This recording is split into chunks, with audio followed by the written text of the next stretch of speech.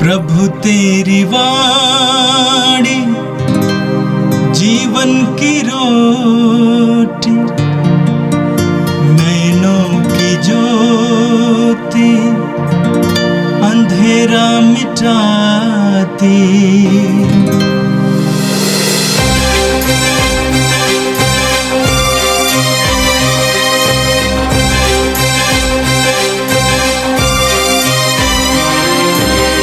प्रभु तेरी वाणी जीवन की रोटी, नैनों की ज्योति अंधेरा मिटाती।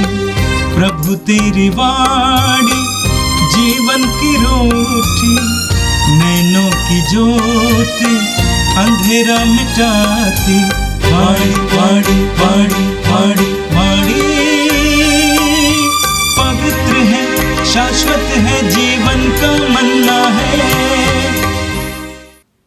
2 अप्रैल पुण्य शुक्रवार। पहला पाठ नबी इसायास का ग्रंथ, अध्याय 52 पद संख्याएँ 13 से 15 और अध्याय 53 पद संख्याएँ 3 से 11 तक। देखो, मेरा सेवक फलेगा फूलेगा, वह महिमान्वित किया जाएगा और अत्यंत महान होगा। उसकी आकृति इतनी विरूपित की गई थी कि वह मनुष्य नहीं जान पड़ता था। लोग देखकर दंग रह गए थे। उसकी ओर बहुत से राष्ट्र आश्चर्यचकित होकर देखेंगे और उसके सामने राजा मौन रहेंगे, क्योंकि उसने उनके सामने एक अपूर्व दृश्य प्रकट होगा और जो बात कभी सुनने में नहीं आई वे उसे अपनी आँखों से देखेंगे। वह मनुष्यों द्वारा निंदित और तिरस्कृत था, शोक का मारा और अत्यंत दुखी था। लोग जिन्हें देखकर मुंह फेर लेते हैं, उनकी तरह ही वह तिरस्कृत और तुच्छ समझा जाता था, परंतु वह हमारे ही रोगों को अपने ऊपर लेता था और हमारे ही दुखों से लदा हुआ था, और हम उसे दंडित, ईश्वर का मारा हुआ और तिरस्कृत समझते थे। हमारे पापों के कारण वह छेदित किया गया है, हमारे कुकर्मों के कारण वह कुचल दिया गया है। जो दंड वह भोगता था, उसके द्वारा हमें शांति मिली है, और उसके घावों द्वारा हम भले चंगे हो गए हैं। हम सब अपना अपना रास्ता पकड़कर भेड़ों की तरह भटक रहे थे। उसी पर प्रभु ने हम सब के पापों का भार डाला है। वह अपने पर किया हुआ अत्याचार धैर्य से सहता गया और चुप रहा। वध के लिए ले जाए जाने वाले मेमने की तरह और ऊन कतरने वाले के समान चुप रहने वाली भेड़ की तरह उसने अपना मुंह नहीं खोला। वे उसे बंदीगृह और अदालत ले गए, कोई उसकी परवाह नहीं करता था। वह जीवितों के बीच में से उठा लिया गया है और वह अपने लोगों के पापों के कारण मारा गया है। यद्यपि उसने कोई अन्याय नहीं किया था और उसके मुंह से कभी छल कपट की बातें नहीं निकली थी, फिर भी उसकी कब्र विधर्मियों के बीच बनाई गई और वह धनियों के साथ दफनाया गया है। प्रभु ने चाहा कि वह दुखों से रौंदा जाए। उसने प्रायश्चित के रूप में अपना जीवन अर्पित किया, इसलिए उसका वंश बहुत दिनों तक बना रहेगा और उसके द्वारा प्रभु की इच्छा पूरी होगी। उसे दुख भोग के कारण ज्योति और पूर्ण ज्ञान प्राप्त होगा। उसने दुख सहकर जिन लोगों का अधर्म अपने ऊपर लिया था, वह उन्हें उनके पापों से मुक्त करेगा। यह प्रभु की वाणी है। संत योहन के अनुसार पवित्र सुसमाचार अध्याय 3 वाक्य 13 से 17 तक। मानव पुत्र स्वर्ग से उतरा है, उसके सिवा कोई भी स्वर्ग नहीं पहुंचा। जिस तरह मूसा ने मरुभूमि में सांप को ऊपर उठाया था, उसी तरह मानव पुत्र को भी ऊपर उठाया जाना है, जिससे जो उसमें विश्वास करता है वह अनंत जीवन प्राप्त करे। ईश्वर ने संसार को इतना प्यार किया कि उसने उसके लिए अपने एकलौते पुत्र को अर्पित कर दिया, जिससे जो उसमें विश्वास करता है उसका सर्वनाश न हो, बल्कि अनंत जीवन प्राप्त करें। ईश्वर ने अपने पुत्र को संसार में इसलिए नहीं भेजा कि वो संसार को दोषी ठहराए। उसने उसे इसलिए भेजा है कि संसार उसके द्वारा मुक्ति प्राप्त करे। ये प्रभु का दिव्य सुसमाचार है। ख्रिस्त प्रभु की जय। मेरे प्रिय भाई और बहनों, आज पुण्य शुक्रवार है, पवित्र शुक्रवार। आज हम प्रभु यीशु के दुख भोग और मृत्यु की याद करते हैं। प्रभु यीशु का दुख भोग और उनकी मृत्यु हमारे प्रति ईश्वर के महान प्रेम का सर्वोत्तम प्रमाण है। प्रभु यीशु को प्राप्त एक एक दुख हमारे प्रति उनके प्रेम का चिन्ह है। इसलिए आज का दिन ईश्वर के प्रेम का दिन है और आज के दिन ईश्वर का प्रेम सारी मानव जाति के लिए बह रहा है। योहन के समाचार के अध्याय 3 वाक्य 16 को हम जानते हैं। ईश्वर ने संसार से इतना प्यार किया कि उसने उसके लिए अपने एकलौते पुत्र को अर्पित कर दिया, जिससे जो भी उसमें विश्वास करे उसका सर्वनाश न हो, बल्कि उसे अनंत जीवन प्राप्त हो। अभी हमने सुसमाचार से सुना। प्रभु यीशु के जन्म से पहले ही स्वर्गदूत गब्रिएल ने संत यूसुफ से कहा था यीशु के बारे में कि आप उसका नाम यीशु रखेंगे, क्योंकि वह अपने लोगों को उनके पापों से बचाएगा। प्रभु यीशु के लिए यीशु नाम जन्म से पहले ही दिया गया था।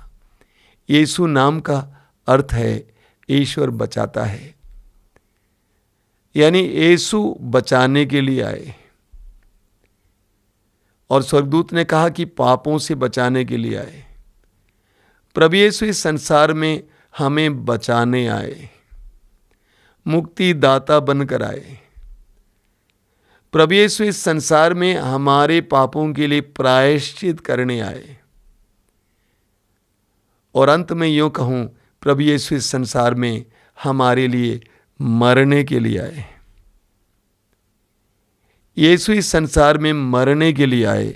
आज के पहले पाठ में इस्यास नबी के ग्रंथ की अध्याय 52 और 53 से आपने सुना, जब यीशु पर अत्याचार किया गया था, उनके रूप के बारे में सुंदर वर्णन है। वाक्य 14 में लिखा हुआ है, अध्याय 52 के, उसकी आकृति इतनी विरूपित की गई थी कि वह मनुष्य नहीं जान पड़ता था। लोग देखकर दंग रह गए थे। जब प्रभु के ऊपर कोड़े बरसाए गए, कलवारी पहाड़ की ओर जा रहे थे, उनका रूप इतना विकृत किया गया था। आगे हम पढ़ते हैं, उसकी ओर बहुत से राष्ट्र आश्चर्यचकित होकर देखेंगे और उसके सामने राजा मौन रहेंगे। आगे वचन में लिखा हुआ है 53 के वाक्य 2 में, वह हमारे सामने एक छोटे से पौधे की तरह, सूखी भूमि की जड़ की तरह बढ़ा। हमने उसे देखा था, उसमें न तो सुंदरता थी, न तेज और न कोई आकर्षण ही। बहुत सुंदर वर्णन है यीशु के उस दुखमय अवस्था का वर्णन। आगे लिखा हुआ है वाक्य 3 में, वह मनुष्यों द्वारा निंदित और तिरस्कृत था, शोक का मारा और अत्यंत दुखी था। लोग जिन्हें देखकर मुंह फेर लेते हैं, उनकी तरह ही वह तिरस्कृत और तुच्छ समझा जाता था। जब यीशु पर दोष लगाया गया, कोड़े बरसाए गए, क्रूस ढोते हुए कलवारी पहाड़ की ओर जा रहे थे, यही सुंदर वर्णन है यीशु का, मनुष्यों द्वारा निंदित, तिरस्कृत।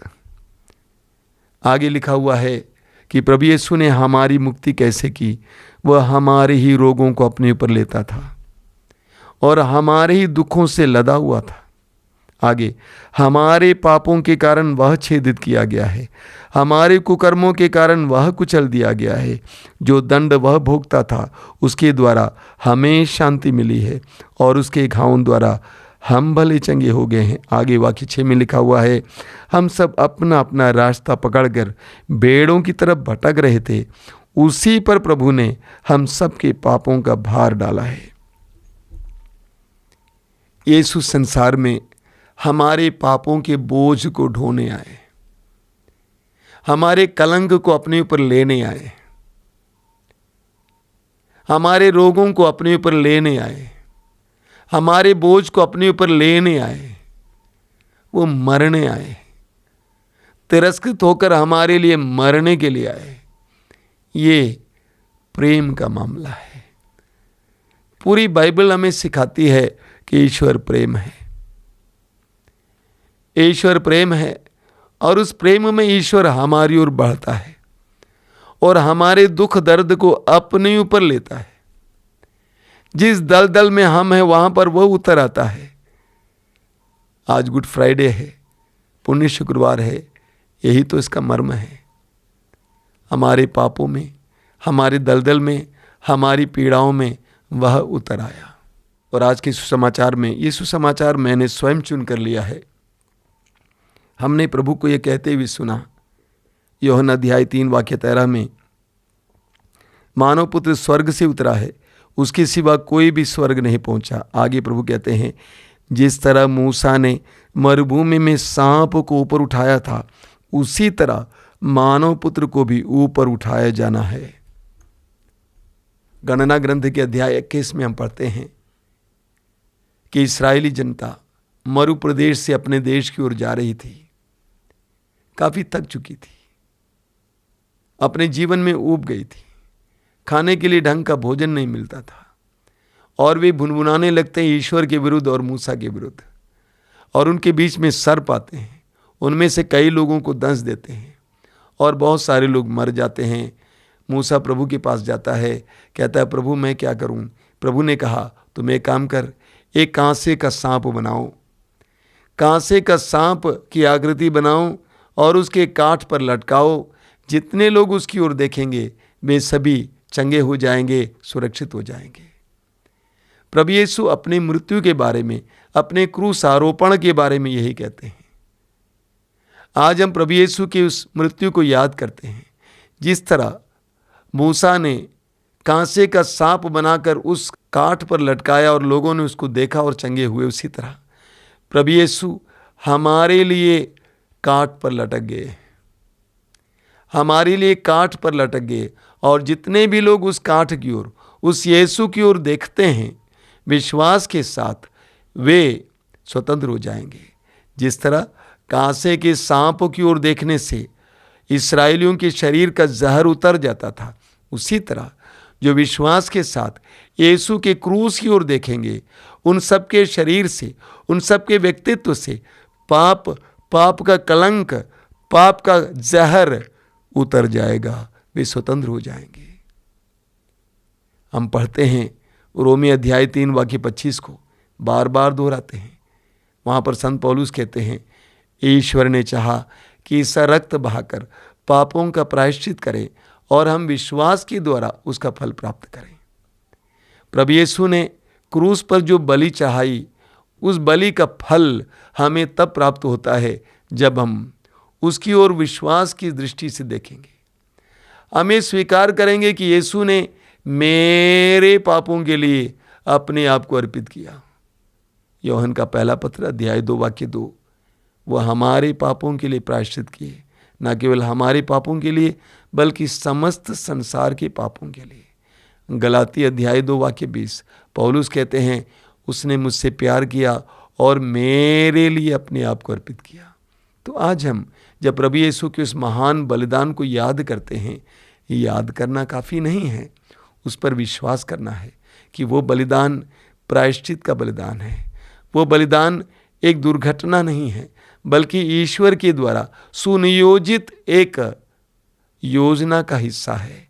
मेरे संसार भर के लोगों के पापों के प्रायश्चित के रूप में ईश्वर का पुत्र पवित्र प्रभु क्रूसित किया गया। उस बलिदान के द्वारा मुझे मुक्ति मिली है। जितना मैं इस पर विश्वास करूंगा और विश्वास के साथ उसकी ओर देखूंगा, उतना मेरे अंदर उसका फल देखने को मिलेगा, यानी मुक्ति का एहसास होगा। मेरे प्रिय भाई और बहनों, आज का दिन क्रूस की ओर देखने का दिन है।